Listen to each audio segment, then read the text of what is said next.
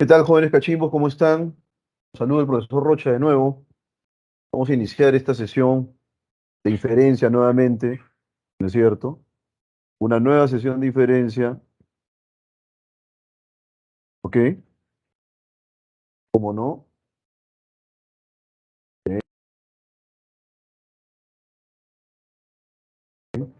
Bueno, entonces, el día de hoy vamos a continuar. ¿Qué tal, estimado Franco Leonardo? Un gusto saludarte, ¿no es cierto? De manera que hoy vamos a continuar, pues, con el tema de inferencia, ¿no? Que es un tema en realidad muy importante. Ya les he dicho por qué, ¿no? La relevancia de la inferencia. Permítanme, por favor, tomar un pantallazo de esto. Tomar un pantallazo. La evidencia, maestros, la evidencia de que he estado yo aquí el día de hoy. Martes 13, maestros, ¿no es cierto? ¿Sí? Martes 13, así de concreto. A ver qué tal nos va. Voy a tener que refrescar algunos conceptos ya vistos, por supuesto. Nada del otro mundo. ¿Sí? Estamos en la semana 7, nada menos, maestros. ¿Cómo la ven? Es el aula 74, clase de martes 13, dice. Listo.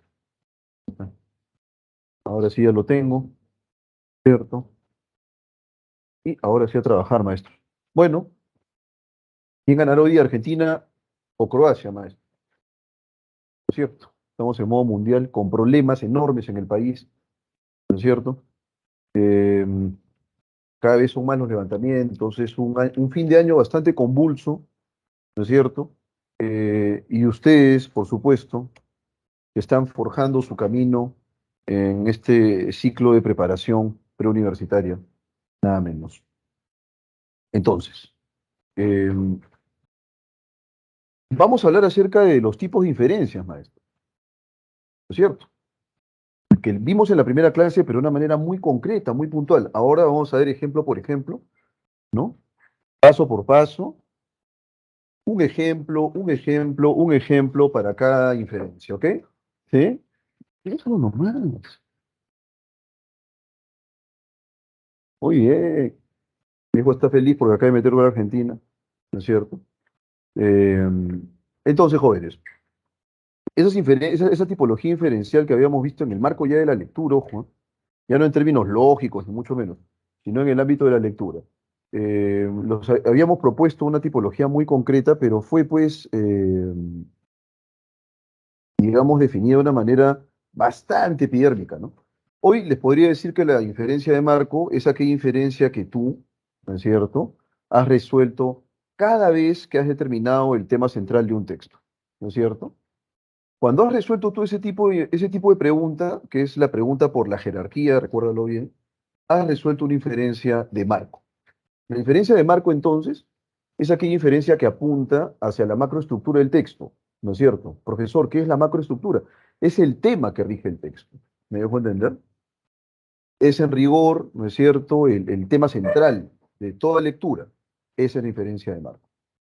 En consecuencia, cuando nosotros pensamos, ¿no es cierto?, en este tipo de inferencia, pensamos en que nosotros somos capaces de definir cuál es la temática que gobierna la lectura simplemente leyendo el texto, así de concreto. Entonces, vamos a resolver el ejemplo que es muy concreto, ¿no? Dice aquí, si se nos habla de la extinción de un alto porcentaje de la biodiversidad actualmente, que de hecho es algo que está ocurriendo, ¿no? Ustedes saben que en el mundo hay miles, miles de especies, ¿no es cierto? Y a propósito de ello, por una serie de problemas derivados de la actividad humana, muchas de estas especies están desapareciendo, ¿no es cierto? ¿Cuáles? Bacterias, hongos, plantas, mamíferos, aves, reptiles, anfibios, peces, invertebrados. Muchas de ellas, por supuesto, ¿no es cierto? Eh, Están condicionadas por, decía yo, la actividad humana, ¿no?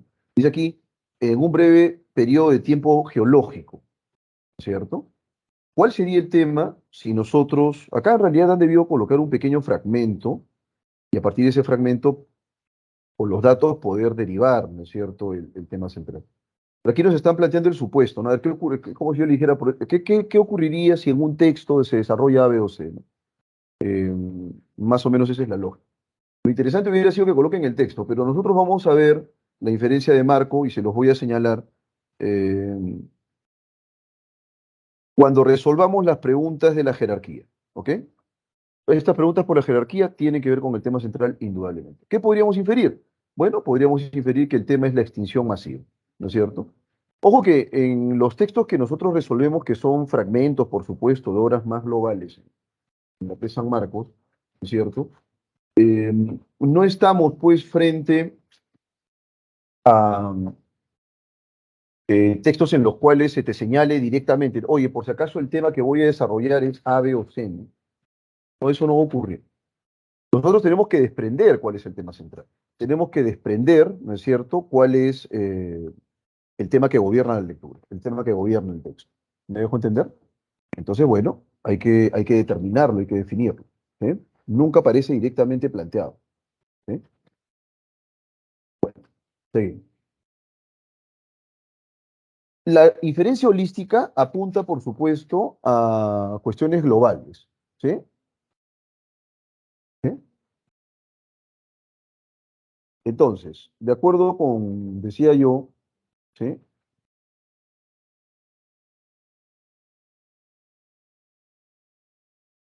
¿A qué se refiere con holístico en primer lugar? Lo holístico es lo global, no lo general. ¿Y eso no sería el tema central, profesor? No. Tiene que ver en rigor con aspectos macro, con aspectos muy globales, ¿no es cierto?, de la lectura, como por ejemplo, cuál es el contexto más idóneo para la formulación de un texto como el que estamos leyendo, ¿cierto? O por ejemplo, cuál es en rigor el ámbito de conocimiento, eso es interesante, ¿no? ¿Cuál es el ámbito de conocimiento bajo el cual esta lectura ha sido creada? ¿Es un texto filosófico, es un texto económico, es un texto biológico? No estamos apuntando al tema central, sino a los aspectos globales, ¿no es cierto?, de la lectura. Dicho sea de paso, aquí macrocomposición tiene que estar junto, ¿ya? Tiene que estar junto en rigor. Entonces, jóvenes, a eso nos referimos nosotros a eso nos referimos nosotros con, ¿no es cierto?, inferencia holística. ¿Eh? Esa es nuestra inferencia holística. Entonces, en rigor, dice acá, Rosa está sentada en un café. Imaginemos que existe pues un personaje llamado Rosa, ¿no es cierto? Ha estado sentada Rosa tomando un café, mira su reloj, mira la puerta cada pocos minutos. Conforme pasa el tiempo, su rostro muestra cada vez más ansiedad, ¿no es cierto? De esto se puede deducir que los aspectos globales, ojo, ¿no es cierto? Eh, no sé, de todo esto podríamos pensar que Rosa está estresada, que la van a plantar a Rosa. Esos son aspectos globales, ojo, ¿no es cierto? Aspectos globales. Aquí lo que nos han señalado es que Rosa está esperando a alguien, ¿no es cierto? Porque yo en realidad estaba pensando en lo siguiente, ¿no? Que Rosa está a punto de ser plantada, ¿no es cierto? Eso, ¿qué quieren que les diga? Bueno, entonces, ese sería pues el aspecto genérico, ¿no es cierto? Que Rosa espera a alguien. No es el tema central, por supuesto, ¿no? Lo que estamos viendo nosotros es una condición general. Y esa condición general, por supuesto, la podemos nosotros recobrar, la podemos desprender de la lectura de cada una de las oraciones, de cada una de las ideas. ¿Eh? Em, Quisiera saber si hasta aquí está claro. ¿Hasta aquí está claro? ¿Se comprende hasta aquí? ¿Está claro hasta aquí? A ver, por favor, si me están escuchando. Muy bien, estimado Franco. Creo que Franco es el único que está presente en la clase, ¿no? Todos los demás posiblemente estén en modo mundial, ¿no? ¿Sí? ¿Sí? Muy bien, entonces seguimos jóvenes. Vamos a seguir, vamos a continuar, que nada nos detenga. Esto tiene para rato. Bueno, adiós inferencia holística. Inferencia de marco, no te olvides, inferencia vinculada con el tema central, inferencia holística, inferencia vinculada con aspectos globales de la lectura, ¿no es cierto? Condiciones generales. Por ejemplo, en qué contexto se ha creado este texto, por ejemplo, cuál es el ámbito de conocimiento con el que se vincula pues esta lectura, qué sé yo, ¿no? Ahí está. Seguimos. Inferencia de dato, esta inferencia la hemos resuelto en más, ¿no es cierto?, de una oportunidad y tiene que ver con una premisa, básicamente, ¿no? Eso lo hemos visto también el- la semana pasada, ¿no? Una premisa que deriva pues a una conclusión concreta, ¿no? Una sola oración, un solo dato, ¿cierto? La inferencia de datos más clásica que les puedo brindar yo es la que les había mencionado al inicio de las clases de inferencia, ¿no? Tengo 18 años, ¿no es cierto? O, por ejemplo, em, no sé, aquí, el dicho, hechos, no palabras, infiere que, ¿cierto? Las acciones evidencian compromiso. Ahí está. En el caso de hechos, no palabras, quiere decir que las palabras no son determinantes, ¿no es cierto? Eso también se puede desprender. Y que en consecuencia son las acciones las que determinan el grado de compromiso, ¿no es cierto? ¿Cómo no? Entonces, bueno, lo tenemos. Esta sería la inferencia válida, que no es la única, dicho sea de paso, ¿ah? Nosotros podemos inferir y extraer, por supuesto, más información a partir de esta premisa. Bueno, seguimos. La inferencia léxica, también la hemos visto. La inferencia léxica es aquella inferencia vinculada con palabras. Es aquella inferencia vinculada con vocablos. Y esos vocablos tenemos nosotros que eh, situarlos en contexto. Eso lo hemos visto en todo momento, cada vez que nosotros hemos eh, desarrollado, ¿no es cierto? Cada vez que hemos resuelto una pregunta por el sentido contextual, cuando hemos resuelto una pregunta por la sinonimia contextual, la antonimia contextual, lo que connota una palabra. Cada vez que hemos hecho eso, hemos estado frente, ¿no es cierto?, a una inferencia léxica. ¿Ve? Una inferencia léxica no es sino, ¿no es cierto?, la determinación del sentido de un vocablo en el contexto textual. Esa sería, ¿no es cierto?, mi manera de definir, por supuesto, una inferencia. Dice acá, en La masa se inquietó al ver a su cantante favorito. Masa se puede deducir que significa, pues, muchedumbre, ¿no es cierto? La masa es la muchedumbre, el gentío. ¿Ok? ¿A eso se refiere acá? No sé qué habrán colocado, ¿no? Ah, bueno, han colocado justo lo que les acabo de decir, muchedumbre o conjunto de personas, ¿no es cierto? Ahí está, en concreto. Vamos ahora con la inferencia y la intención, que también la hemos resuelto. En algunos textos ha venido una pregunta del siguiente tipo, ¿no es cierto? En la lectura, en la lectura, ¿no es cierto?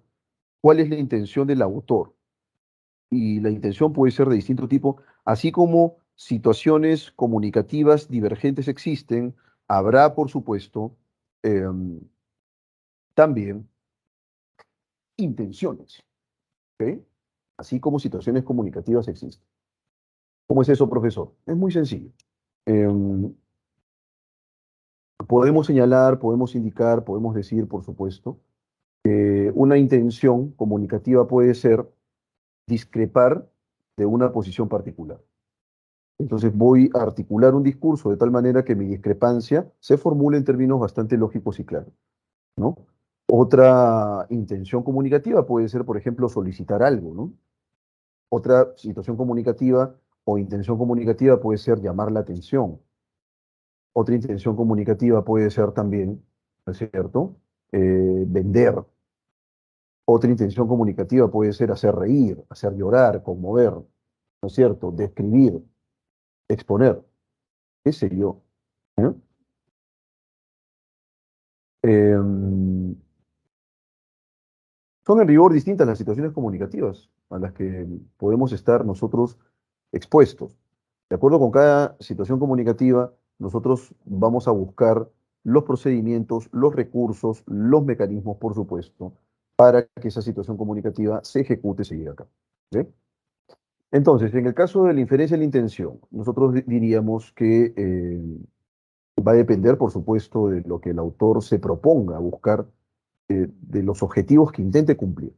Aquí dice, si un anuncio publicitario de un supermercado afirma taxativamente que ellos tienen los precios más bajos, es posible inferir que la intención de esta empresa es...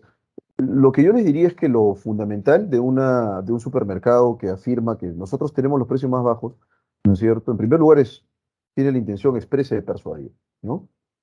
Quiere persuadir gente. O sea, hay detrás un objetivo de convencimiento, ¿no es cierto? Bueno,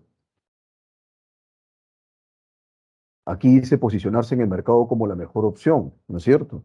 Y ese posicionamiento en el mercado va a depender de los clientes, de manera que habrá, ¿no es cierto?, un mecanismo de convencimiento, ¿sí? Un mecanismo de convencimiento en efecto. Entonces, claro, tiene que ver con ello, indudablemente. Tiene que ver con ello. Entonces, esta sería la inferencia de la intención, ¿no? Una inferencia causal es una inferencia que va en búsqueda de los factores que condicionan la ejecución, ¿no es cierto?, el desarrollo de un evento, ¿sí? Por consiguiente, podemos nosotros establecer la relación causa-efecto, ¿no? El texto no nos plantea los factores, no nos plantea las causas, pero nosotros podríamos derivar, ¿no es cierto?, la causa mayor. Si alguien afirmase que durante el día hará mucho calor, es posible inferir que, ¿cuál es la causa de ese calor? La causa de ese calor es el verano que ya se impuso, puede ser, ¿no es cierto? La causa de ese calor puede ser el sol radiante, ¿no es cierto? Entre posiblemente otros factores que puedan deducirse de ello, ¿no? Entonces, el sol brilla radiante es muy temprano. Ahora, el calor no necesariamente se va a sentir cuando hay sol, ¿ah? El calor también se puede sentir en un día no soleado, ¿no? Pero digamos que paradigmáticamente, ¿sí? Paradigmáticamente podríamos nosotros decir que eh, un día caluroso, estamos de acuerdo, es un día que asociamos nosotros con el sol. ¿Estamos de acuerdo? Bien. Quisiera saber si hasta aquí está todo claro, maestro.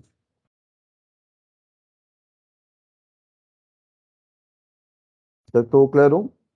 Muy bien.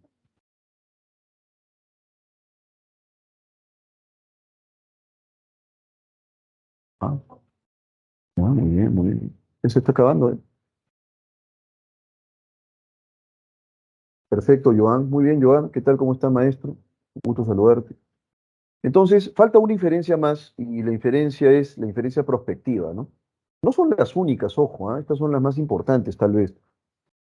Una inferencia prospectiva es una inferencia, como le explicaba a una alumna que asiste a las consultas, ¿no es cierto?, digitales. Eh, Le decía yo a ella que una inferencia prospectiva es aquella inferencia que apunta a las consecuencias o los efectos venideros. No son efectos que estén planteados, por supuesto, en el texto, pero son efectos que podemos predecir, ¿no? Son predecibles, pero la predictibilidad no depende, por supuesto, de que alucinemos, ojo, ¿eh? El texto tiene que brindarnos pautas muy concretas para poder deducir, ¿ok? Eso. Entonces, es lo primero que les tendría que decir. Entonces, yo no puedo predecir, ¿no es cierto?, sobre la base de la adivinación, ¿ok? Para nada. Entonces, ¿cómo así, profesor? Imaginemos por un momento, a propósito del Mundial, ¿no? Imaginemos por un momento que viene la final, ¿cierto? Y a propósito de la final, imaginemos que la final sea Francia-Argentina. Esa es la final. Bueno, yo en realidad quiero determinar quién sería. Sabemos que en el fútbol existe digamos, algo de contingencia, ¿no? Es decir, estos eventos que son estocásticos. Existe eso en el fútbol, eso que es impredecible. Pero también podemos nosotros anticipar, pues, una tendencia, una proclividad. Y entonces diríamos, en rigor, ¿no es cierto?, que si se quiere Argentina, ¿ok?, presenta muy buenos promedios. No ha perdido ningún partido, los partidos que ganó los ganó con justicia, los ganó goleando, bien. Y en cambio Francia, imaginemos que Francia sea el otro finalista, ¿no? Eh, Francia ha perdido por ahí un partido, empató varios, se fue a la largue, ¿no es cierto? En más de una oportunidad. Bueno, de ahí podríamos nosotros más o menos anticipar quién podría ganar. Es una posibilidad, ¿no es cierto? Pero no es una posibilidad que yo proponga sobre la base de jugar Ouija, ¿no? en absoluto, sino que es una posibilidad bastante palmaria que puedo yo derivar a partir de la lectura, ¿no es cierto?, de las cifras. Argentina es es un equipo mucho más efectivo, digamos, el dominio del balón, qué sé yo, la posesión del balón ha sido el porcentaje más alto, ha metido más goles, su defensa ha sido la menos batida. Ya, esos son indicadores. Y esos indicadores permitirían, por supuesto, predecir, ¿no?, qué es lo que puede ocurrir en el futuro. Y podríamos predecir tal vez que Argentina, ¿no es cierto?, eh, va a campeonar. Esa sería la diferencia prospectiva. No es que haya campeonado ahora, pero puedo predecirlo sobre la base de la cifra. Indudablemente no es que eso tenga que ocurrir, ¿ah?, necesariamente, pero dadas las condiciones y la lectura del material objetivo, puedo yo establecer esa predicción. Una inferencia prospectiva, en consecuencia, no es sino una inferencia vinculada con los efectos que pueden ocurrir ciertamente en el futuro. Y aquí dice lo siguiente: si observamos que cada vez hay más tráfico en Lima por la gran cantidad de carros, aquí hay una relación causa-efecto, un aumento del parque automotor, ¿no es cierto? Y lo que hay en rigor, ¿no es cierto?, es un aumento del tráfico también. Y en el último año el porcentaje de venta de automóviles se ha incrementado considerablemente. Bien, ahí tenemos un indicador. O sea, quiere decir que existe un incremento mayor de venta de automóviles. Bueno, es obvio que el tráfico también va a aumentar, va a seguir aumentando. Posiblemente el tráfico se agrave, ¿no es cierto? Entonces, tendríamos que señalar que la congestión vehicular será mayor. Sí, esto es anecdótico, ¿ah? Esto es anecdótico, no es que, ¿cómo decirlo? No es que sea, pues, digamos, un sustento de nada, pero yo recuerdo cuando era niño, hace bastantes años, ¿no? Y bueno, abajo de mi casa, en todo el pasaje en el que yo vivo aquí en Lince en un pasaje muy tranquilo, y en ese pasaje tú contabas en total tres carros, tres, en todo el pasaje.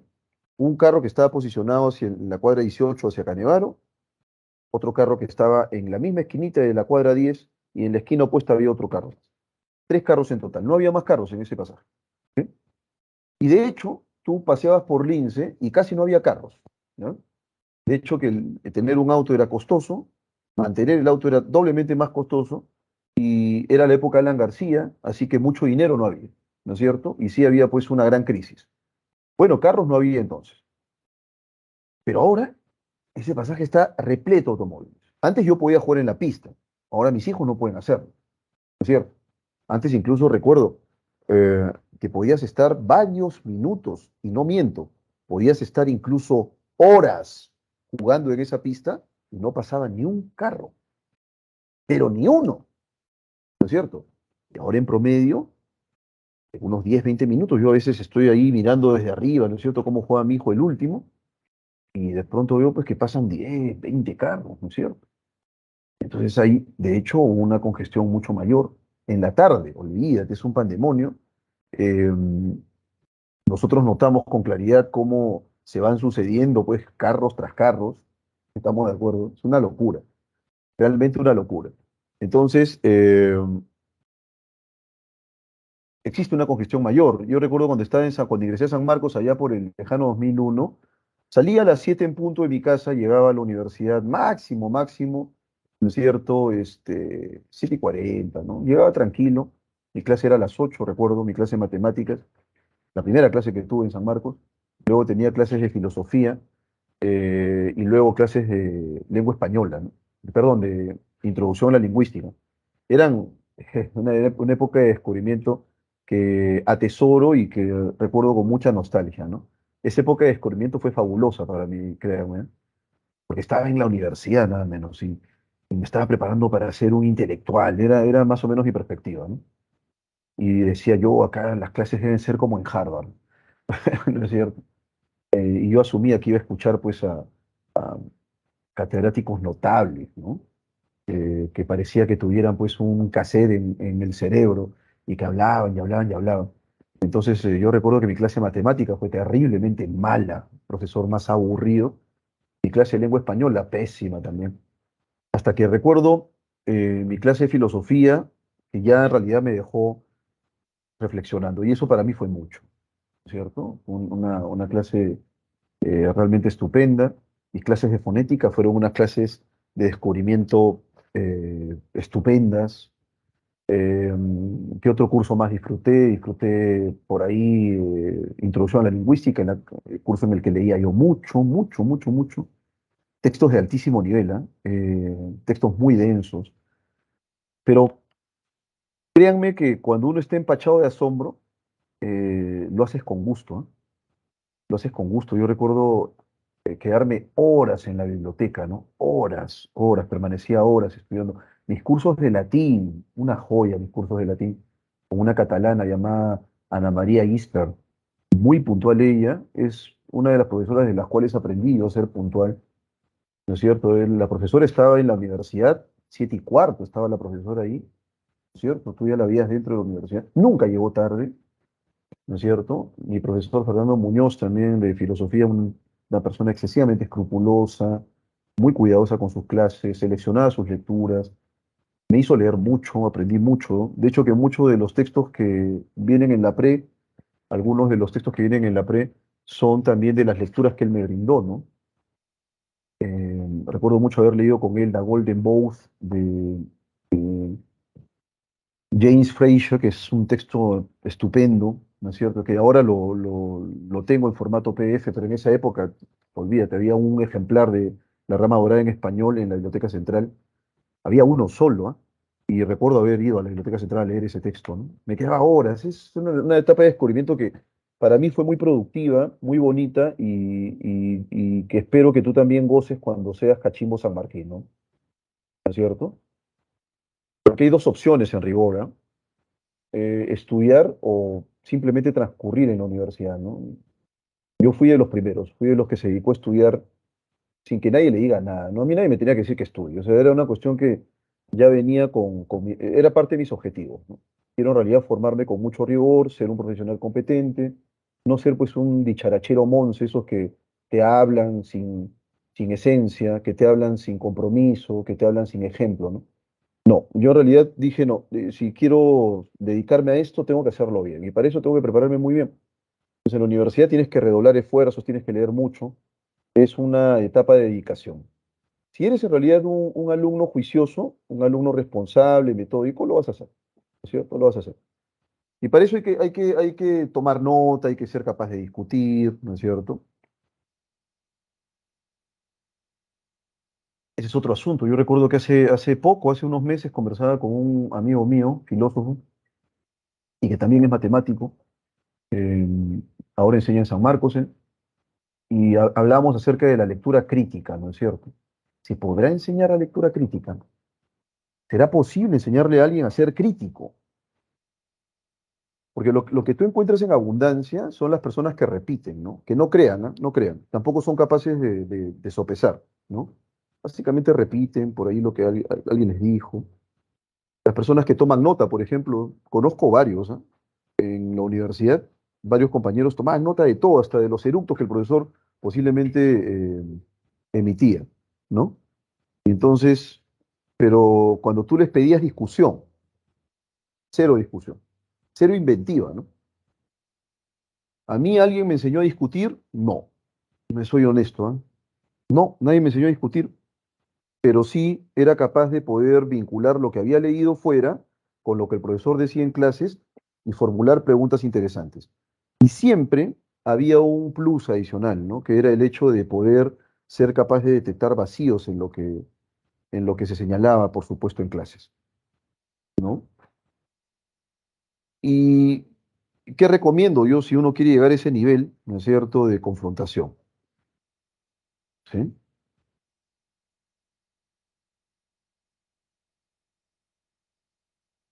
Que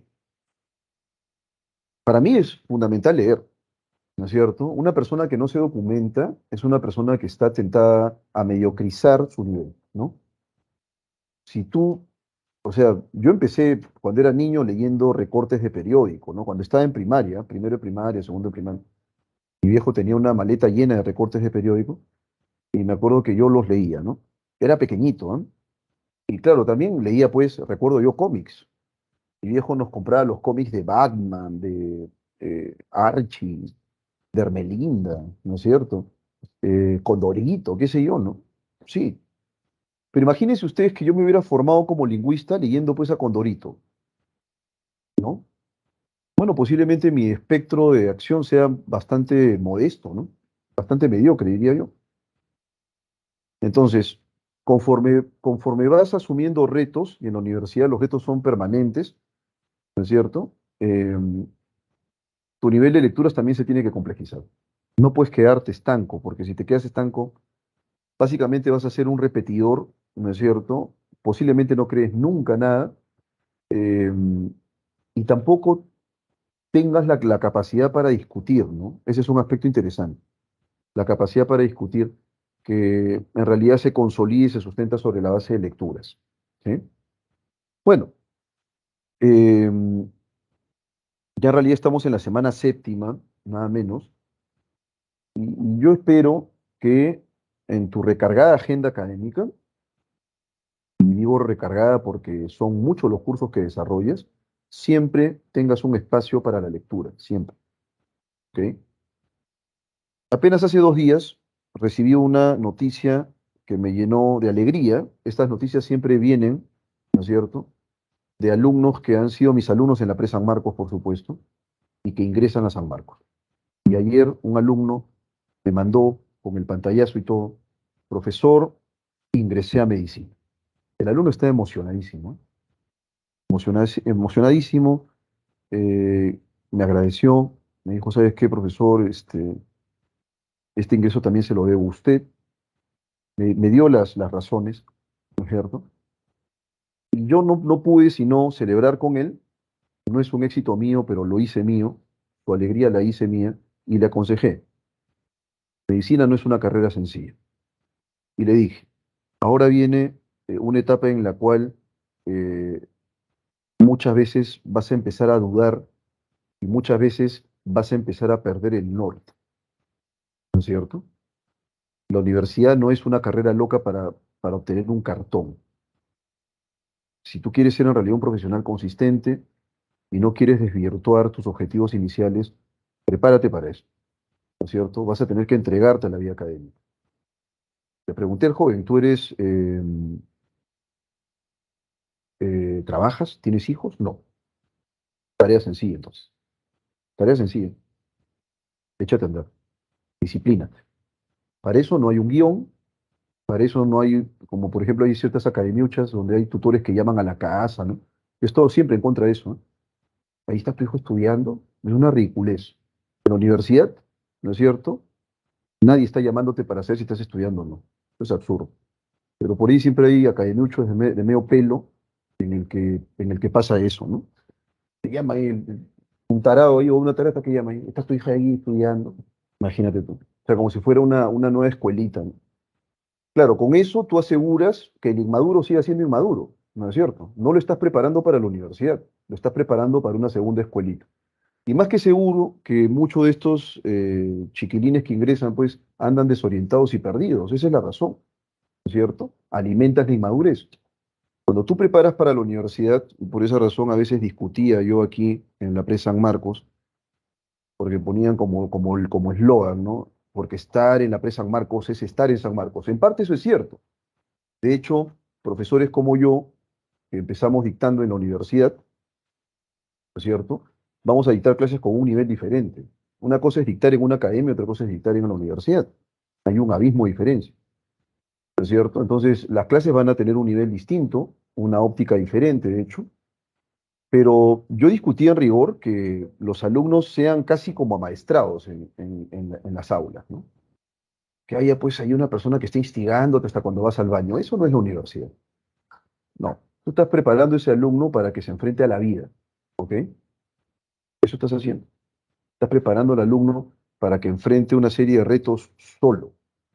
Bueno, el alumno tiene que empezar a entender que esta decisión es una decisión que implica mucha madurez, ¿no es cierto? Pero mucha madurez. Y entonces tienes que empezar a dejarlo ya que haga sus cosas solo, ¿no es cierto? Imagínate que van a estar llamándote ahí, aló, ¿está su hijo ahí? ¿Está estudiando? Es una tontería. Si quieres, estudia, si no quieres, no estudias. Así de concreto. Entonces, em,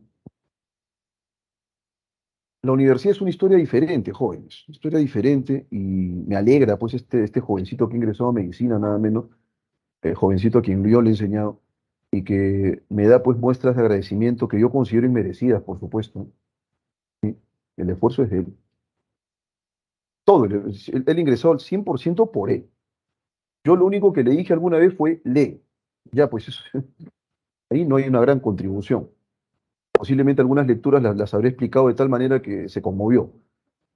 Y algunos consejos que les di no cayeron en saco roto. Es una cuestión que siempre lo digo. Si yo tengo un salón de 60 alumnos y me escucha uno, ese uno no es el que sobra. Los demás sí sobran, pero ese alumno no. Y si soy capaz de llegar y conmover a un individuo, me siento satisfecho.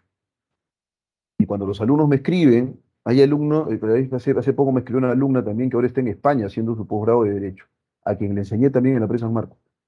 Dice, profesor, estoy haciendo mi doctorado, por usted me discipliné en la lectura y yo se lo agradezco. ¿Cuántos años han pasado? Esa chiquilina le enseñé, me parece, el año 2009. Imagínate cuántos años han pasado. Y se acuerda del profesor Rocha que le enseñó ahí con alguna tenacidad en las clases presenciales a leer. Y ahora está haciendo su posgrado en España, ¿no es cierto? Ese tipo de reconocimientos que son silenciosos son los reconocimientos que te dan un norte, ¿no? Y que te permiten decir, sí, yo creo que ha valido la pena el esfuerzo, ¿no? Y eso también quiero para ustedes. ¿Estamos de acuerdo? Quiero que vayan cocinando esta decisión que ustedes han tomado y que les va a costar. Eso lo dije en la primera clase. Esta es una decisión que cuesta. Pero aquí, ¿no es cierto? Estamos reunidos, un conjunto de valientes, de valerosos y valiosos cachimbos, ¿no es cierto? Que están aquí sentados en lugar de estar viendo el mundial, que están escuchando habilidad verbal en lugar de estar haciendo otro curso. Bien podrían hacerlo. Pero sienten la necesidad, ¿no es cierto?, de aprender algo. Y eso en realidad es para mí muy valioso. Yo lo saludo y por supuesto también lo admiro. ¿Sí? Vamos ahora con este texto en inglés, ¿no? Eh, Hormones are chemicals produced by various glands in the human body, ¿no es cierto? Muy sencillo. Hormones are, ahí está el verbo principal, ¿no es cierto? Ahí está, el verb to be, y lo tenemos. Son, las hormonas son, podríamos decir químicos, ¿no? Es decir, sustancias químicas producidas por muchas glándulas en el cuerpo humano, ¿no? Por varias glándulas en el cuerpo humano. Esa sería, ¿no es cierto?, la traducción. Y aquí dice whose primary function, cuya función principal, cuya función primordial, is to communicate, es comunicar, podríamos traducirlo así. Este whose se puede interpretar como el cuyas, ¿sí? O cuya. Primary function, función primaria. Voy a encerrar esto con un triangulito, ¿no? Is, con un cuadradito porque es un verbo subordinado. Is to communicate, comunicar, o la comunicación between, entre two glands, dos glándulas, o entre una glándula y un órgano, ¿no es cierto? Muy sencillo el texto, ¿ah? Texto muy simpático, sencillo, simple, una sintaxis bastante pulcra, ¿no? De un nivel básico, está muy bien, texto bastante palmario. Entonces, las hormonas son sustancias químicas producidas por varias glándulas en el cuerpo humano, cuya función primaria es comunicar entre, esa sería la traducción literal, ¿no? La comunicación entre dos glándulas o entre una glándula y un órgano. Ahí lo tenemos. The hormones in your body, las hormonas en tu cuerpo, eso es lo que significa esto. The hormones in your body, ¿ok? ¿Sí? Rise, aumentan, and fall y disminuyen throughout the day. Throughout es a través de, ¿no? El día, o sea, durante el día. Entonces lo que nos quiere decir aquí el texto, esto lo voy a encerrar porque esos son los verbos, es que las hormonas en el cuerpo aumentan y disminuyen a lo largo del día, ¿no? O durante el día. Muy bien.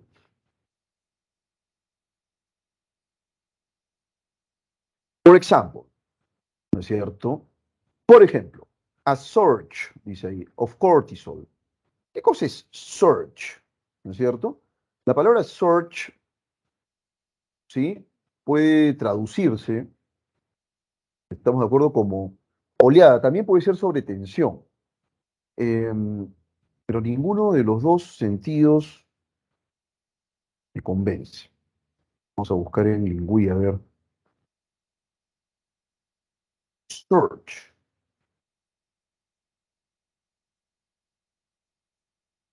Ya. Em, sí, no, ¿qué cosa dice? Ay, a ver.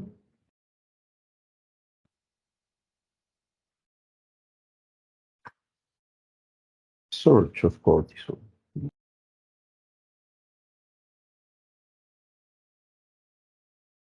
Muy bien, ahora sí, ¿no?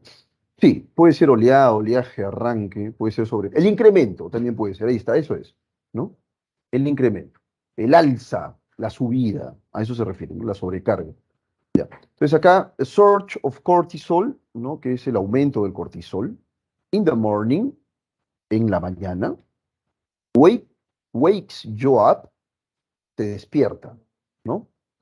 While another hormone, mientras otra hormona, melatonin, la melatonina, helps to get you ready, te ayuda, ¿no es cierto?, a prepararte for bed, para acostarte in the evening, durante la noche, ¿no? Está entonces, dice aquí, for example, a surge, ¿no es cierto?, el aumento of cortisol, de cortisol in the morning, durante la mañana, wakes you up, ¿ok? Wakes you up, te despierta. Y luego dice aquí, while, mientras another hormone, otra hormona, melatonin, la melatonina, helps to get you ready, ¿no? Te ayuda a estar alerta, a prepararte, ¿no es cierto? For bed, para dormir in the evening, durante la noche. And then, luego, there are, existen, hay, ¿cierto? Em, there are, existen, hay, the hormones, hormonas, that, que, tell you, te dicen, you're hungry, ¿no es cierto? Full, happy and sad, que tienes hambre, ¿no es cierto? Que estás hambriento, que está lleno, full, que está lleno, happy, feliz, estamos de acuerdo, and sad, y triste. ¿Eh? Bien. There is a specific system in the body. Hay un sistema específico en el cuerpo, controlling, eso lo podrías traducir como controlando, ¿no? Pero es un verbo, perdón, es un gerundio restrictivo, así que sería incorrecto. Existe un sistema específico en el cuerpo que controla the production and release, la producción y la liberación of hormones into the bloodstream, en el torrente sanguíneo. Call it, llamada the endocrine system, el sistema endocrino. Muy sencillo, ¿no? ¿Sí? Entonces dice acá, there is, there is es hay, existe, a specific system in the body, un sistema específico en el cuerpo, controlling, que controla the production and release, ¿cierto? La producción y la liberación, ¿estamos de acuerdo? Of hormones, de hormonas, into the bloodstream, en el torrente sanguíneo. Call it endocrine system, llamada, denominada sistema endocrino, ¿cierto? It is a network, es una red of glands, de glándulas, which, ¿no es cierto?, las cuales, ¿sí?, runs throughout the body, ¿no es cierto?, corren a través del cuerpo, recorren el cuerpo, ¿ok? With each, con cada glándula, making at least one hormone, produce al menos una hormona, that is controlled by the pituitary gland in the brain, que es controlada por la glándula pituitaria en el cerebro. ¿Ok? Entonces, es una red, network es red of glands, de glándulas, which, las cuales recorren, run throughout the body, recorren el cuerpo. With each gland, con cada glándula, making at least one hormone. Con cada glándula, ¿no es cierto?, produce al menos una hormona, ¿sí? Y cada glándula produce al menos una hormona. That is, que es, ¿no es cierto?, que es controlled, controlada, by the pituitary gland, por la glándula pituitaria in the brain, en el cerebro. Bueno, es en realidad un texto bastante simple, bastante sencillo. Vamos a borrar todo esto ya. Liberemos el texto, liberemos el texto de esas marcas, ¿no es cierto? Listo. Vamos ahora con las actividades. Una pregunta muy concreta. About hormones, sobre las hormonas. It is possible to infer that. Es posible inferir que they only connect through the synapse, ¿no es cierto? O sea, solo se conectan a través de la sinapsis. ¿Estamos de acuerdo? They only connect. Solo se conectan through, a través de la sinapsis. They are produced, se producen mainly, principalmente, in the pancreas, en el páncreas. They are driven, están impulsadas, by the endocrine system, por el sistema endocrino. In the morning, melatonin levels decrease. En la mañana, los niveles de melatonina disminuyen.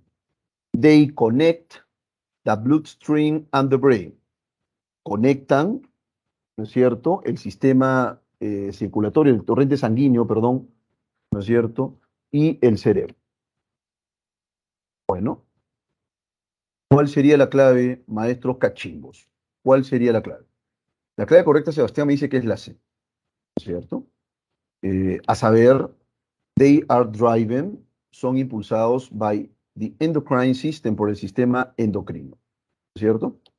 Eso es lo que barrunta el maestro, que es la clave correcta, pero no, acá en realidad nos están pidiendo en principio lo que se deduce. Y vean ustedes aquí, ¿eh?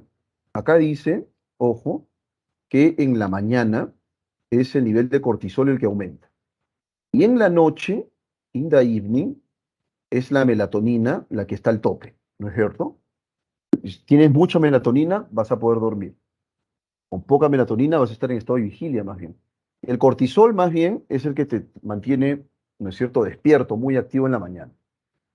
Y a partir de eso podríamos decir efectivamente, siguiendo lo que nos plantea por aquí Satomi, que la clave correcta en efecto es la alternativa D. In the morning, en la mañana, melatonin levels decrease. Los niveles de melatonina decrecen, ¿no es cierto?, disminuyen. ¿Ok? ¿Estamos de acuerdo aquí, jóvenes? ¿Está claro esto?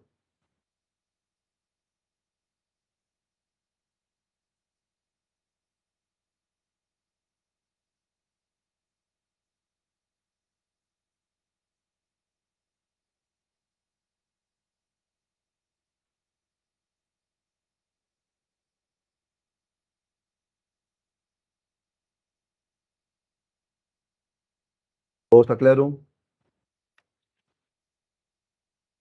¿Todo está claro hasta aquí, jóvenes? ¿Alguna pregunta, por favor? ¿Todo claro? ¿Alguna consulta? ¿Alguna duda?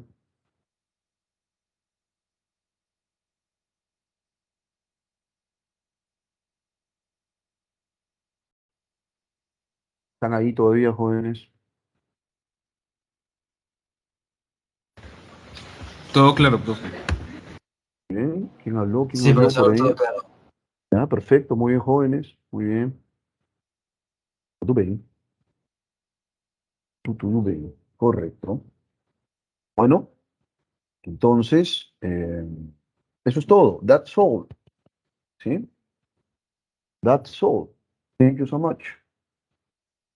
Bueno, em, vamos entonces con Ahora la separata. Dejamos de compartir, dejamos de presentar y vamos con la separata. ¿Sí? Ahora compartiremos pues el cuaderno.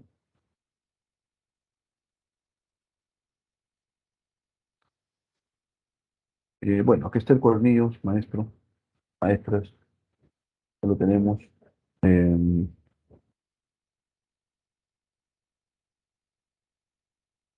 un segundito, por favor.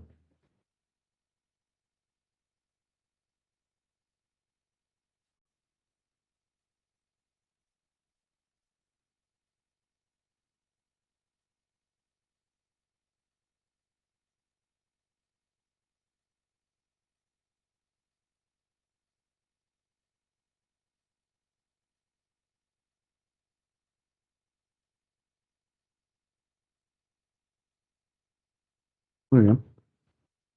Eh, bueno, y entonces ya tenemos esto, ¿no? Tenemos esto de aquí. eh,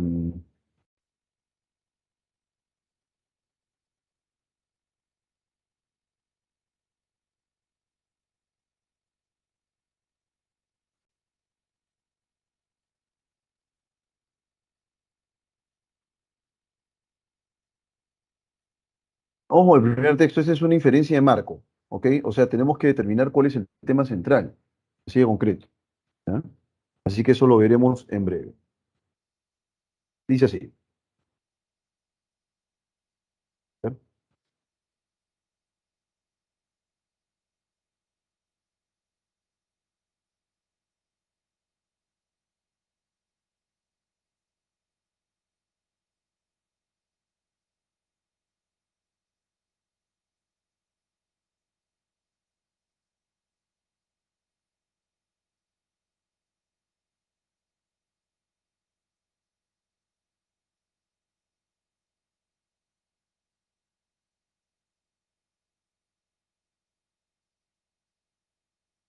Dice así, la Revolución Francesa había destruido el antiguo régimen, faltó el artículo ahí, basado en los privilegios de la nobleza y el clero, consiguiendo como resultado, ¿no es cierto?, transferirlos a la burguesía.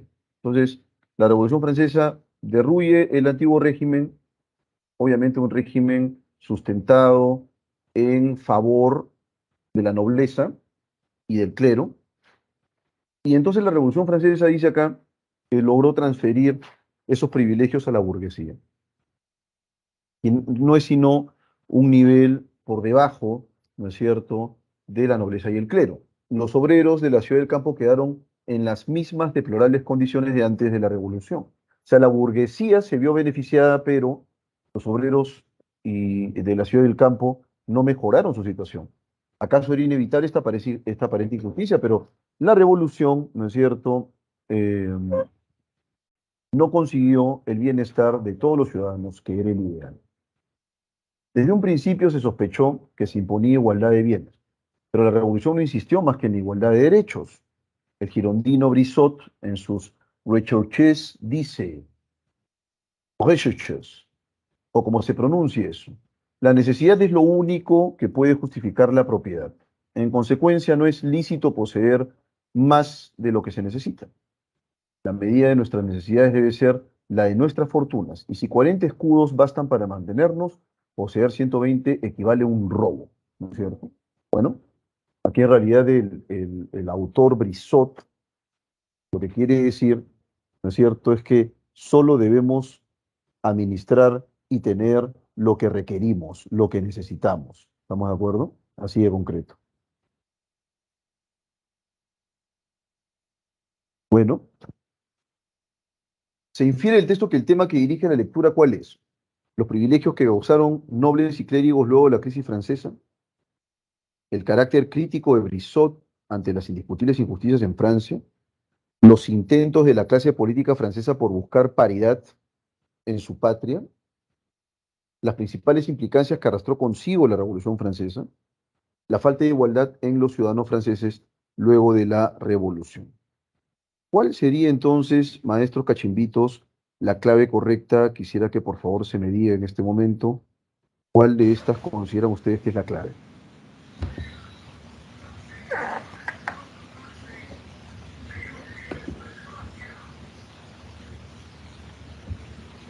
De, La alternativa D, me dicen por ahí, ¿no es cierto? Bien, vamos a ver, vamos a leerla, maestro. Acompáñame, por favor, dice aquí las principales implicancias, pero ¿implicancias de qué tipo, maestro? Ese es el problema, ese es el problema en rigor.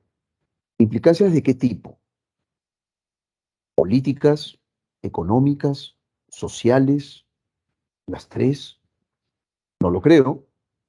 Aquí en rigor, el texto se enfoca en lo social y nos señala, me parece de manera bastante palmaria y clara, que en términos sociales, la Revolución Francesa no generó ningún cambio realmente crucial, porque al final el poder pasó de la nobleza a la burguesía, pero el Estado llano siguió siendo pues un Estado llano, ¿no es cierto? Los pobres seguían siendo pobres, ¿estamos de acuerdo? Y por esa razón dice, ¿acaso era inevitable esta aparente injusticia, pero la revolución no consiguió el bienestar de todos los ciudadanos, que era el ideal? Desde un principio se sospechó que se imponía igualdad de bienes, pero la revolución no insistió más que en la igualdad de derechos. Tú tienes derecho a un trabajo, tienes derecho a un nombre, tienes derecho a la educación, pero no tienes derecho a tener más plata que yo. ¿Ah? En consecuencia, ¿cuál sería la clave? No puede ser la D. Me parece que la D es una clave excesivamente inespecífica que podría mejorarse. ¿Cuál sería la clave entonces, jóvenes? Replanteen. Efectivamente, efectivamente, esa es la clave. Sí, sí estoy de acuerdo. La clave correcta es la alternativa E.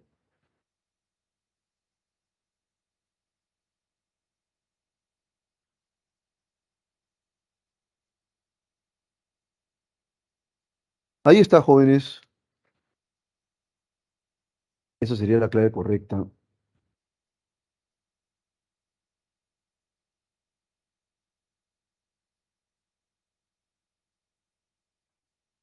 Ahí está.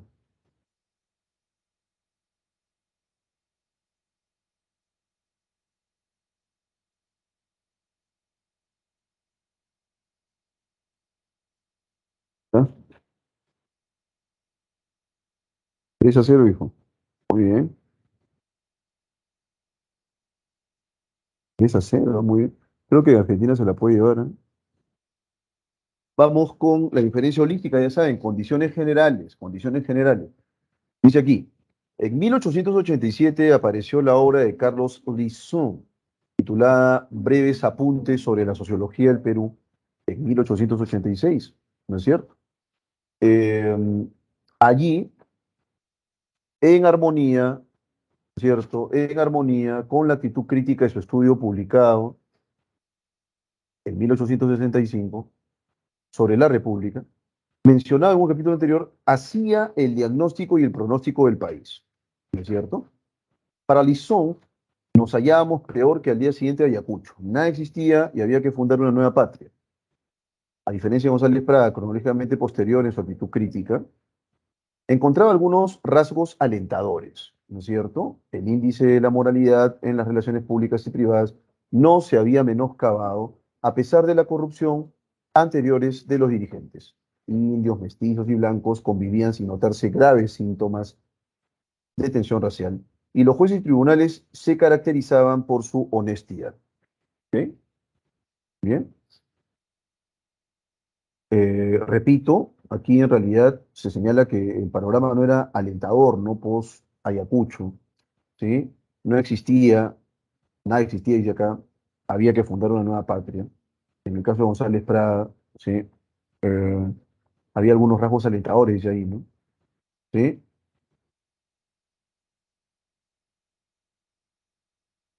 Bueno, dice acá el índice de la moralidad en las relaciones públicas y privadas no se había menoscabado, a pesar de la corrupción, aunque eso es positivo, ¿no? A pesar de la corrupción anterior de los dirigentes, indios, mestizos y blancos convivían sin notarse graves síntomas de tensión racial. Y los jueces y los tribunales se caracterizaban por su honestidad, ¿no? En el texto se informa medularmente que, según Lisson, existía una distancia notable entre él y el eminente crítico González Prada. ¿Sí? El Perú se encontraba en una situación difícil, pero con matices optimistas. Las relaciones públicas, así como jueces y tribunales, se mantuvieron ilesos. Ilesos es sin cambio, sin daño, sin lesión. Su obra Breves apuntes sobre la sociología del Perú se publicó tardíamente. Las diferentes etnias que componían el Perú del siglo XIX convivían en paz. ¿Cuál es la clave?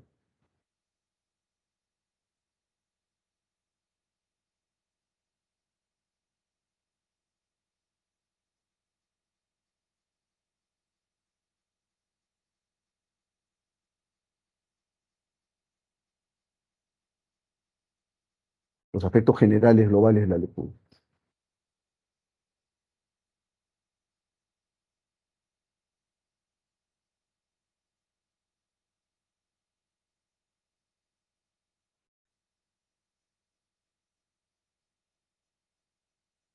A ver, vamos jóvenes, no se queden callados.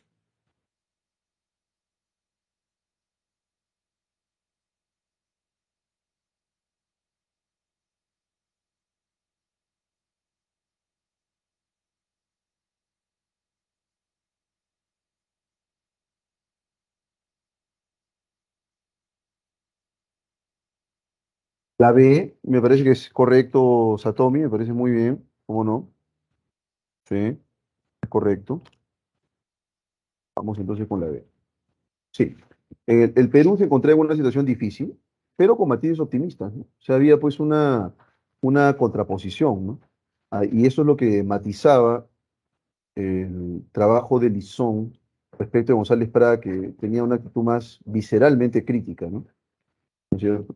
La clave correcta es la B. Muy bien. Vamos con la inferencia léxica, maestros, maestras. Aquí el sentido de algunos vocablos, ¿no? Me parece que son dos o tres a lo mucho. Dice, ahora que ya hemos alunizado 6 veces en la Luna, ¿qué hemos averiguado acerca de ella? En cierto modo es injusto esperar demasiado de las exploraciones lunares. Y tenemos en cuenta los límites de lo que se ha hecho. Al fin y al cabo, no se ha hecho otra cosa que recoger algún que otro material de la superficie en 6 lugares muy separados, ¿cierto? Y dentro de un área totalmente equivalente a América del Norte y América del Sur juntas. Acá debió decir un área totalmente equivalente a. Pudiera muy bien ser que en cualquiera de estos alunizajes los astronautas no hayan estado ni a 5 kilómetros de alguna clave para descifrar los enigmas lunares sin que ellos lo supiesen. ¿Ok? Eh, por otra parte, los astrónomos y los geólogos no han hecho sino comenzar su misión. El estudio de las rocas lunares proseguirá durante años. El proceso puede ser útil porque algunas de las rocas tienen unos 4.000 millones de años y son, por tanto, reliquias de los primeros 1.000 millones de años de existencia del sistema solar. Jamás se ha encontrado en la Tierra nada que se remonte inmutable a un periodo tan remoto. La palabra clave, ¿qué connota? ¿Dónde está clave? Ahí está. Pudiera muy bien ser, ¿no es cierto?, que en cualquiera de estos alunizajes los astronautas no hayan estado ni a 5 kilómetros de alguna clave para descifrar los enigmas lunares sin que ellos lo supiesen. La palabra clave que connota: necesidad, contraseña, secreto, evidencia, dominio. Bien, me parece que esa clave es bastante obvia, así que ustedes me dirán, por favor, cuál sería, ¿no es cierto?, la clave correcta. ¿Ya? Evidencia. Muy bien, Franco, muy bien, Joan. Me parece que está bien. Es evidencia, ¿no es cierto? Claro que sí. Evidencia, muy bien.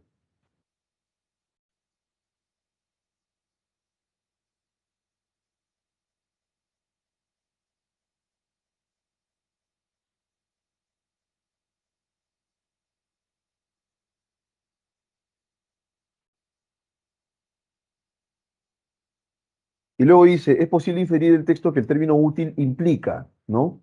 Dice acá, el proceso puede ser útil, el estudio de las rocas lunares proseguirá durante años, a eso se refiere, ¿no?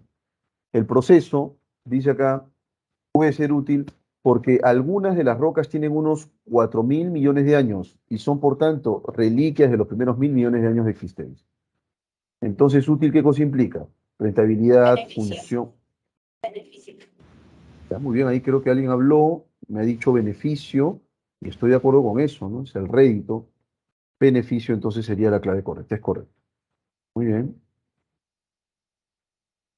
Primera hora entonces de la sesión y vamos parejos, ¿ah? Vamos muy parejos, eso me parece que está muy bien. Adiós, entonces, inferencia léxica.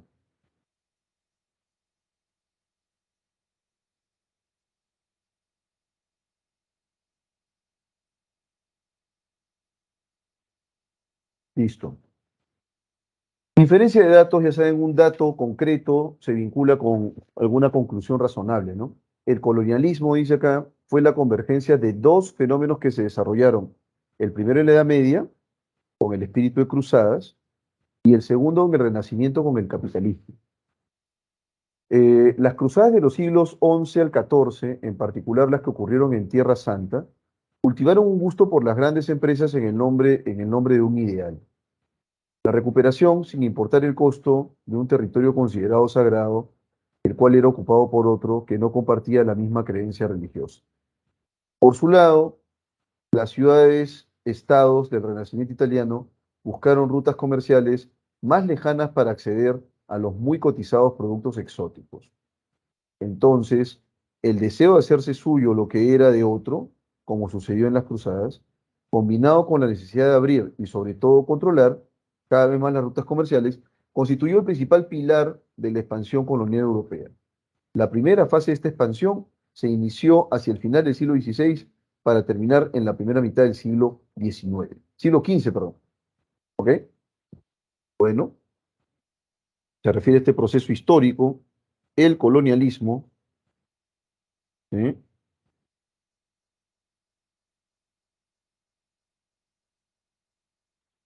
Y vamos con la pregunta. Se puede colegir del texto que el colonialismo nació del deseo de expropiar recursos ajenos, en parte tuvo un sesgo de carácter religioso, abarcó tres épocas, dice aquí, ¿no es cierto?, de la historia de Occidente, fue resultado de la unión de dos fenómenos, parte del siglo XV eh, parte, o sea, se origina en el siglo XV y se extiende hasta el siglo XX. ¿Qué me dice?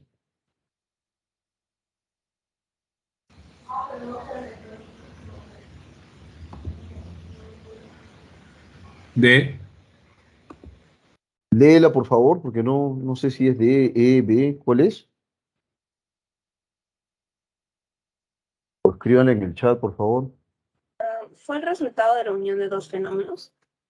No, esa no es la clave, ¿no es cierto? Ya. Porque si tú me dices fue el resultado de dos fenómenos, eso ya no se deduce, pues eso es textual, ¿cierto? A ver, para que se me entienda, ¿no?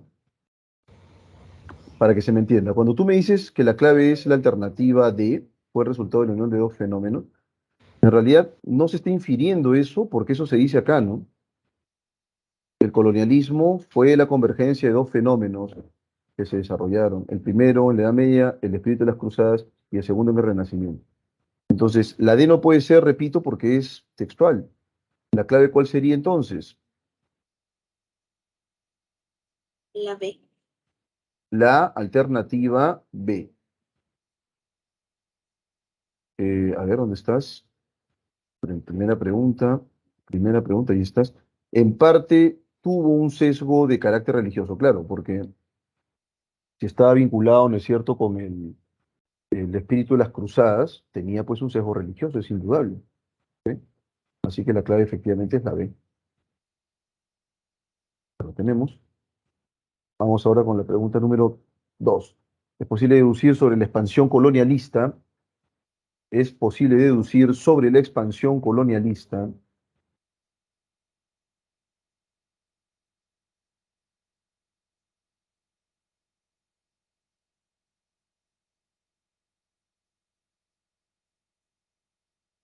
En el texto se indica con mucha claridad, creo, ¿no es cierto?, que el colonialismo, ¿no es cierto?, eh, procuró mantener el control de rutas comerciales que no eran conocidas, ¿no?, que no eran nuevas. Perdón, que eran nuevas. ¿Ya? justamente porque el colonialismo tiene que ver pues con un afán omnímodo de expansión. Entonces, en ese sentido, ¿cuál sería la clave?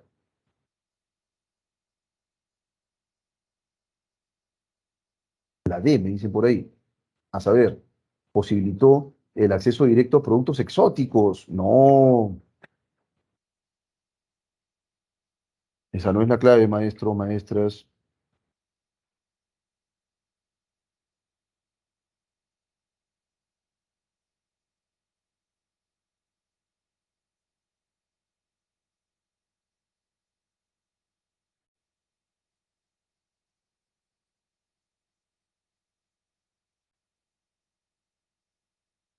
La alternativa A, me dicen por ahí.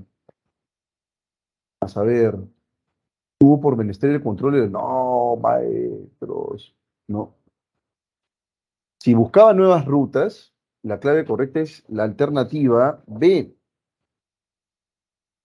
establecer un monopolio intercontinental, ¿cierto? Claro. ¿Y por qué no la A, profesor? Porque sigue siendo textual, pues, ¿no?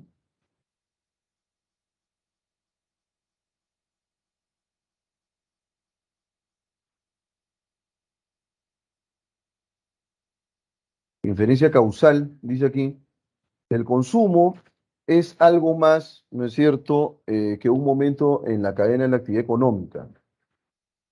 Es una manera de relacionarse con los demás y de construir la propia identidad.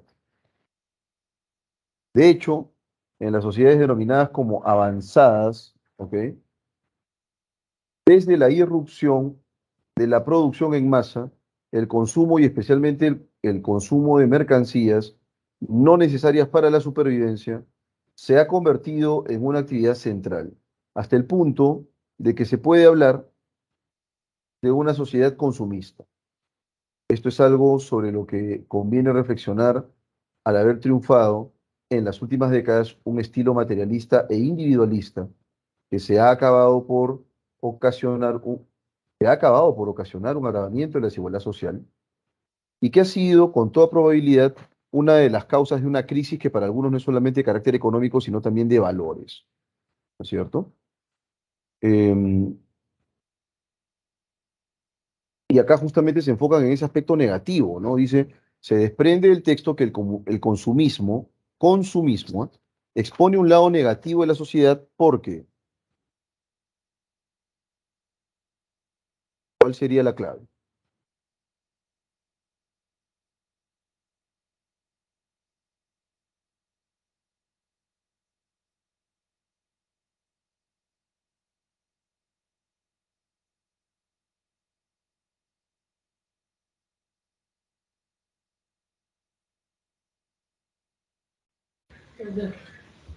E, B, Bebe, me dice por ahí, no solo ha provocado el aumento de la desigualdad social, sino también una crisis de carácter moral. No.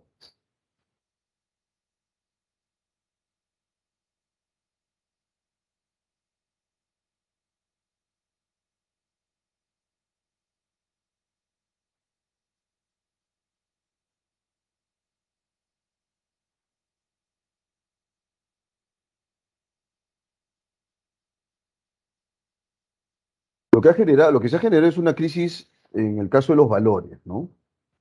¿Sí? También una crisis de carácter social. Aquí la clave más completa, ¿no es cierto?, es esta de aquí, ¿no? Revela el aspecto más egoísta del hombre, ¿sí? Sumado, ese aspecto egoísta sumado, por supuesto, ¿cierto? ¿Estás? ¿Estás? Sumando terreno a la crisis social, dice acá, y ética, ¿no es cierto? Ahí está.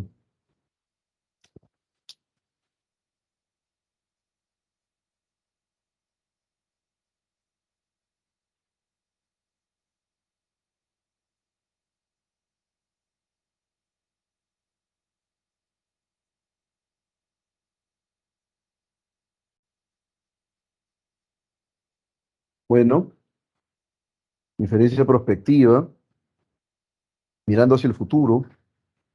El Perú no cuenta con partidos políticos que agreguen intereses y que tengan un diagnóstico de los problemas del país, ¿no?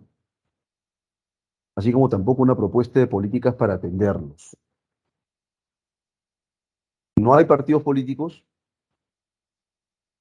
que agreguen intereses, dice aquí, y tampoco un diagnóstico sobre los problemas del país, así como tampoco una propuesta de políticas para atenderlos. O sea, no hay manera de poder atender estos problemas apremiantes que nos aquejan. Me parece que el contexto actual es bastante significativo al respecto, ¿no? ¿Ok? Bastante significativo al respecto. Entonces, dice acá, los partidos no suelen ser escuelas de formación de cuadros, no hay élites políticas, ¿no es cierto? Ello se agravó por la prohibición de reelección parlamentaria inmediata. Con partidos poco representativos y una creciente desconfianza hacia los políticos, la reelección parlamentaria fue una de las menores en la región. Sin embargo, al prohibir la reelección, se eliminó el principal incentivo para una buena gestión que sería premiada por los electores. Junto con ello, se reducen las posibilidades de enrolar personas con vocación de ser políticos, profesionales, porque o pues el proyecto personal se convierte en una aventura de 5 años. ¿Sí? La falta de experiencia y de conocimiento del oficio estimula proyectos de corto plazo y reduce conductas colaborativas con otras bancadas. Bien,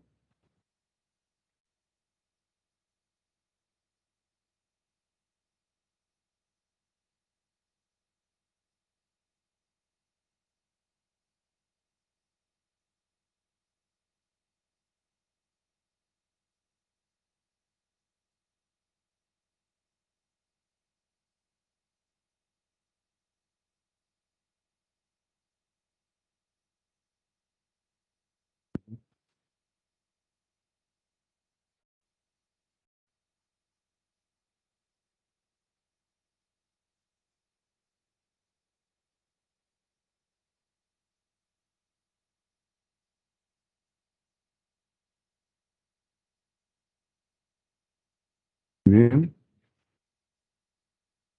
A ver cuál sería la clave aquí, maestros, maestras, ¿qué me dicen? La A, me dice por ahí Franco, ¿sí? La clave correcta es la A, no, no es la E, conlleve al oportunismo e improvisación política, ¿no? ¿Sí? ¿Está?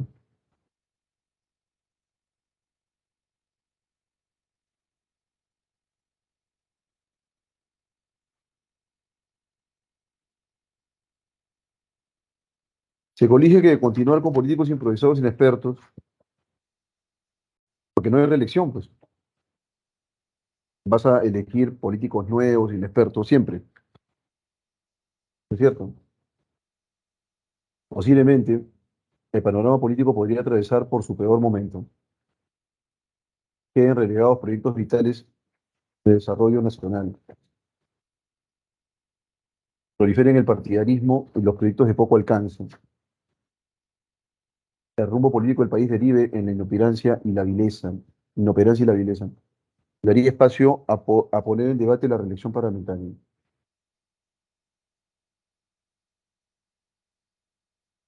¿Ya?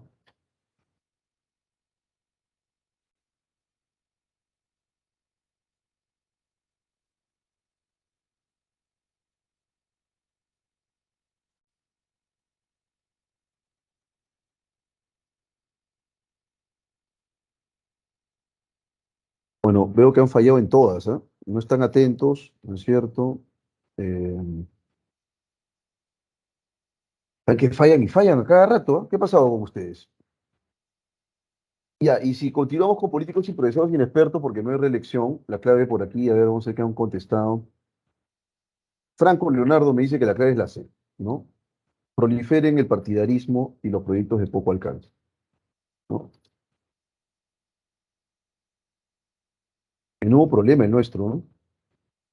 Gente sin preparación, con muchos delitos, con juicios abiertos, ¿no es cierto? Pueden postular, ¿sí? Es una vergüenza, pues, ¿no? Personas que tienen ya juicios abiertos están ahí felices, postulando, robando, lucrando el Estado, ¿no? Así de concreto. Bueno, vamos ahora con la inferencia de la intención, que es el objetivo del autor del texto, ¿no?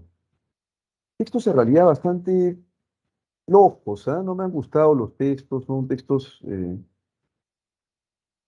sí, no están tan entretenidos, ¿eh? Pero bueno, es lo que hay, así que hay que resolverlos igual. Dice acá, el amor es una emoción del alma causada por... ¿Qué es esto? Esto es una tontería. ¿De quién es esto? ¿De Descartes? ¿O qué?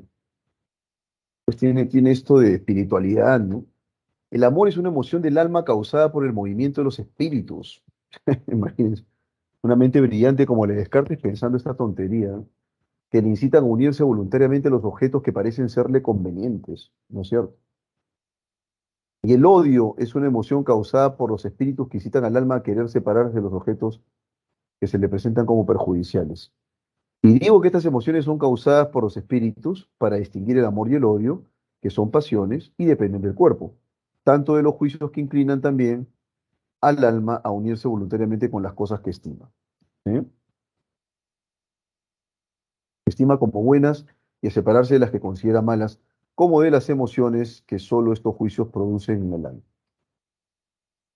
Muy bien. Se desprende del texto que el objetivo fundamental del autor es explicar cómo los espíritus influyen en el amor, ¿no? Seguir el derrotero del alma en el amor y el odio, definir y distinguir el concepto de amor y odio, corroborar cómo se integran el odio y el amor, exhibir los juicios que se ocultan tras la pasión.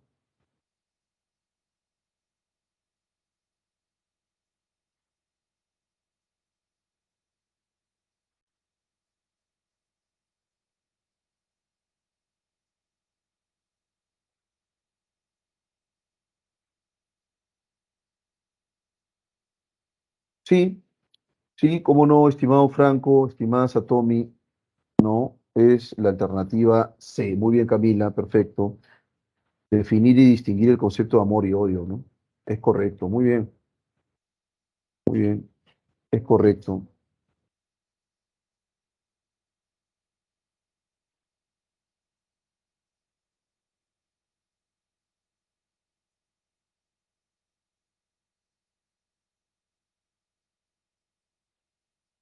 C. ¿eh?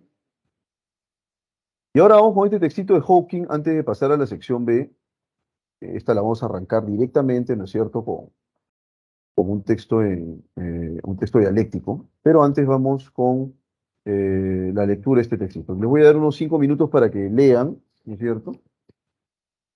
Y luego yo pasaré pues a darle una peinada a este texto para poderlo discutir. ¿Sí? Así que arrancamos, vamos.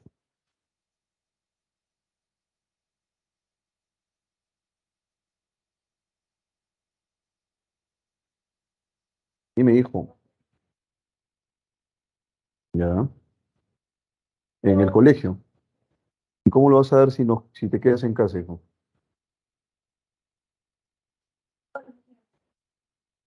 Ya.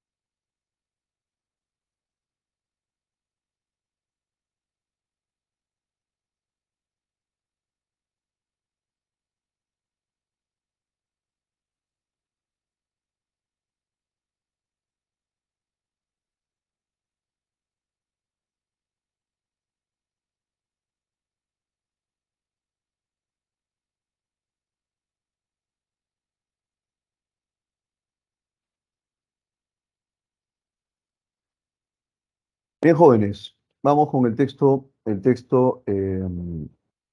a continuación. Dice aquí, estamos al principio de una nueva era espacial, declaró ayer el cosmólogo británico Stephen Hawking. Una era en que la humanidad está desarrollando la tecnología para colonizar otros planetas. ¿Sí?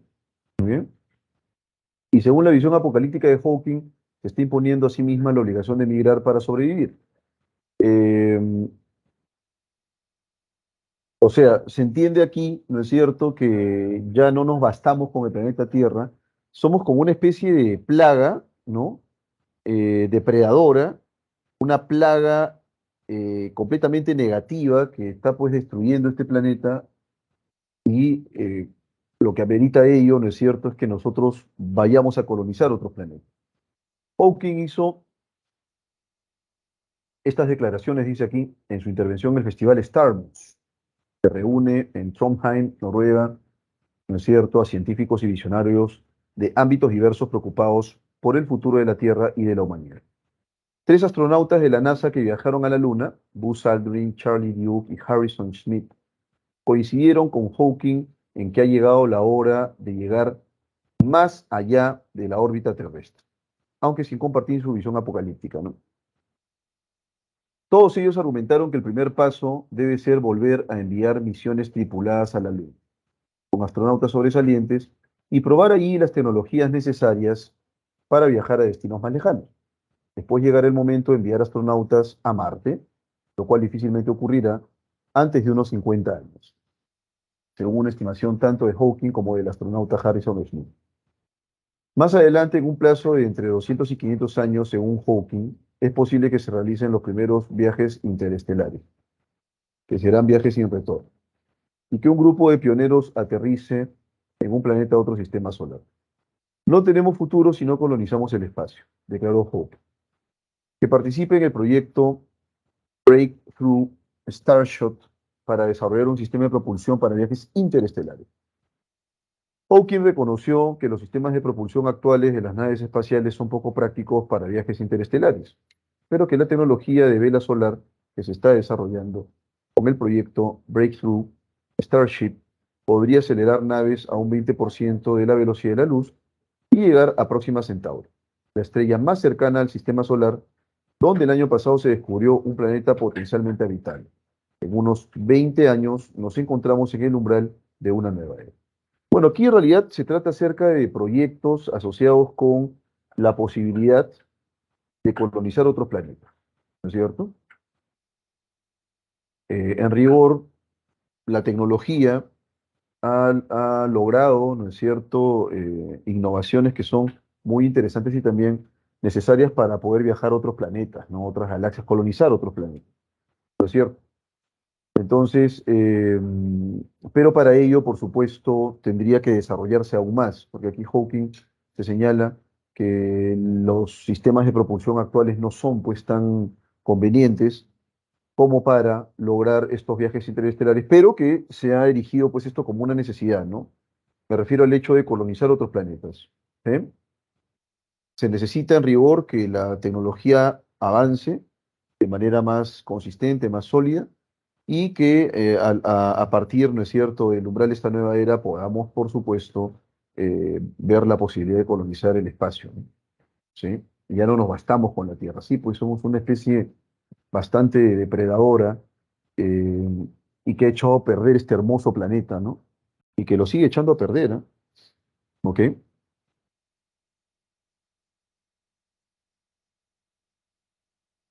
Seguimos, nada nos detiene. Dice acá.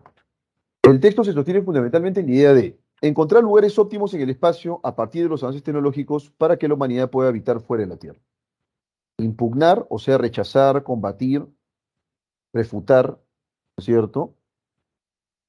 La visión catastrófica que tiene Hawking sobre las consecuencias que sufrirá la Tierra y con ello la inminente desaparición del hombre. Buscar los adecuados sistemas de propulsión de hoy en día para que las naves sean mucho más veloces y comiencen los viajes interestelares. Prevenir la destrucción del planeta Tierra y considerar las misiones espaciales como una posibilidad de mantener la especie humana viva. Colonizar los planetas más cercanos a la Tierra a pesar de contar con tecnología insuficiente para que el ser humano pueda seguir existiendo. Bueno, hay aquí una sola clave, ¿ah? Las demás son, me parece, todas incompatibles, pero ustedes ya me indicarán, por supuesto, cuál sería la clave correcta. Me parece que hay una clave en particular. En la número uno me dices por ahí, Franco, la E, ¿no?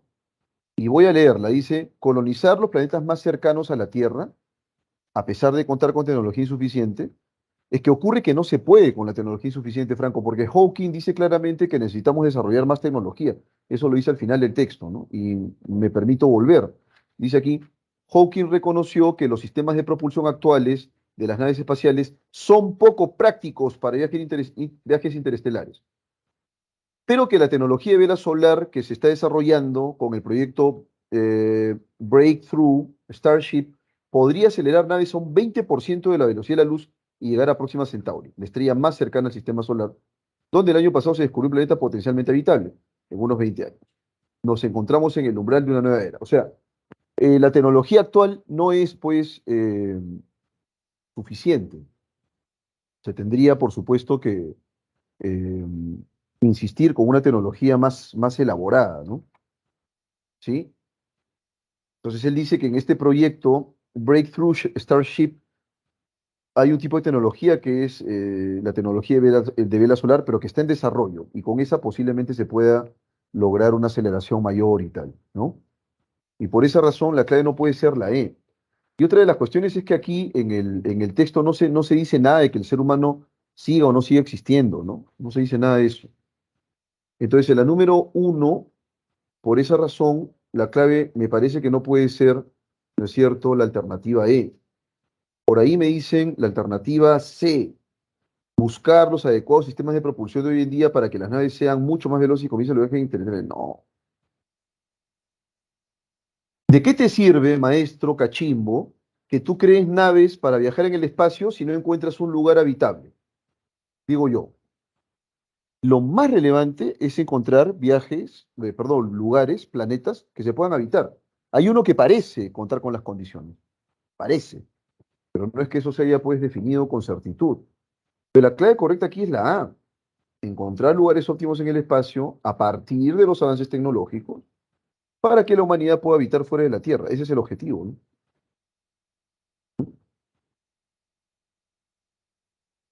Se supone que aquí lo que se busca es dar cuenta, ¿no es cierto?, de la colonización del planeta. Así de concreto.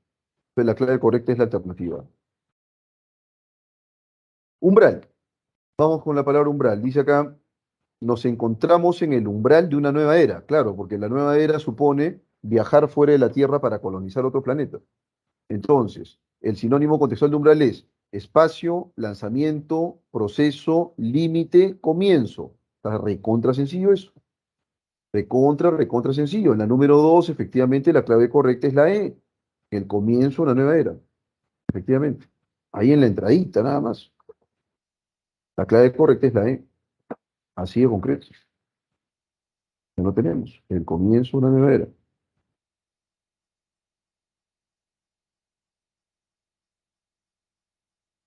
Listo.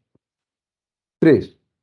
Es incompatible con el texto sostener que los astronautas y Hawking coinciden en plantear varias visitas a la Luna con tripulantes calificados, buscar mundos que puedan ser habitados por los humanos, experimentar con nuevas tecnologías para salir del planeta, tener la misma visión catastrófica en el porvenir de la Tierra, estar impacientes por el mañana de la Tierra y los humanos.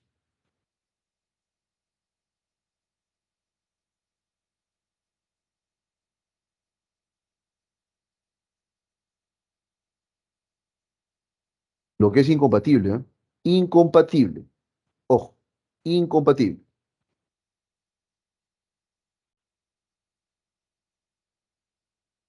Muy bien. Me parece que es clara, ¿no? La clave.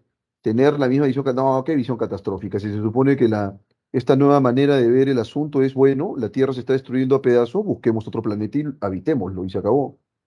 ¿No es cierto? ¿Qué será eso, no? ¿Ustedes se han puesto a pensar en qué pasaría si realmente fuera posible digamos, un proyecto de esa envergadura? ¿Qué pasaría, no? Los poderes de facto tendrían que reorganizarse, ¿no es cierto? Los poderes mundiales, en rigor, ¿eh? Las grandes potencias. porque ahí empezarías de cero, ¿no? No es que vayas a llevar tus edificios y todo lo demás, ¿no? Tu dinero no va a servir para nada, ¿eh? Es en realidad una, eh, una empresa bastante interesante, ¿no? ¿Sí?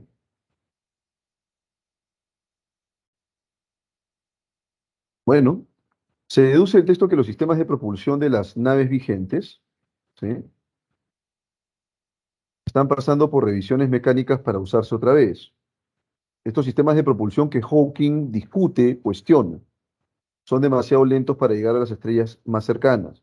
Tienen componentes de baja calidad hechos por la propia NASA. Fueron fabricados únicamente para naves que viajan a la Luna. Carecen de tecnología de punta que aún no se han desarrollado.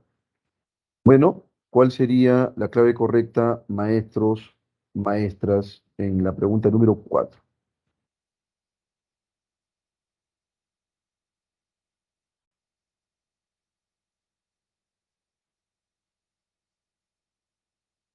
En la número 4 me dicen la E. A ver, ¿carecen de tecnología de punta? Sí, es que, a ver, estos sistemas de propulsión se han creado con tecnología de punta, eso es obvio. No, no hay manera, o sea, estos sistemas de propulsión no están hechos pues con palos de fósforo, ¿no es cierto? Son sistemas de propulsión eh, creados con tecnología de alto nivel. Lo que ocurre es que a pesar de que son dispositivos creados con tecnología de punta, siguen sin ser eficaces para viajar rápido. ¿Me dejo entender? Y por esa razón se plantea esta otra tecnología, me parece que se hablaba aquí de paneles solares, solo por el estilo, ¿no?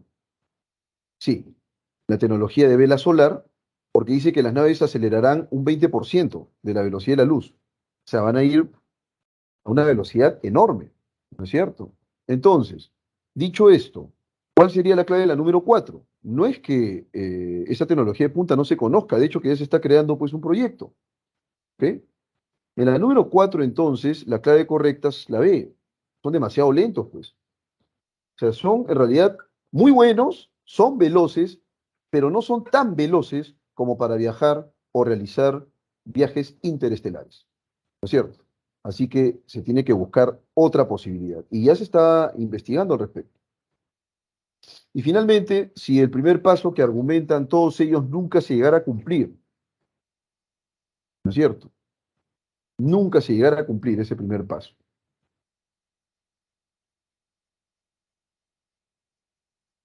¿Sí?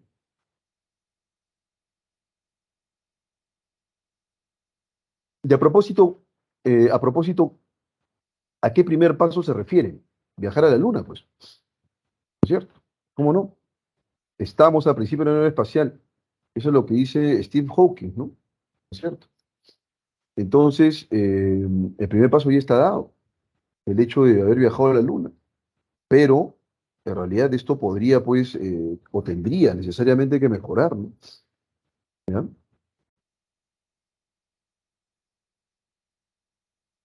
Todos ellos argumentaron que el primer paso debe ser volver a enviar misiones tripuladas a la Luna. Oh, ese fue el primer paso, ¿no? Y a partir de ahí, probar con tecnologías para viajar a destinos más lejanos cada vez, ¿cierto? ¿Cómo no? ¿Cuál es la clave entonces? ¿Cuál es la clave? La número 5, entonces, maestros, la clave es experimentar con tecnología eficiente en la Luna sería pues imposible, ¿no? Claro, ¿cómo no, maestro? Ya no me recomendaría pues viajar a la Luna, así de concreto, ¿no? No tendría sentido, ¿no es cierto? Claro que sí, ya está. Bien, vamos ahora con el texto dialéctico. Nos queda todavía algún tiempo, creo que lo podemos resolver. Vamos a leerlo primero. En sus manos está, maestros. Vamos a leer este primer textito, ¿ok?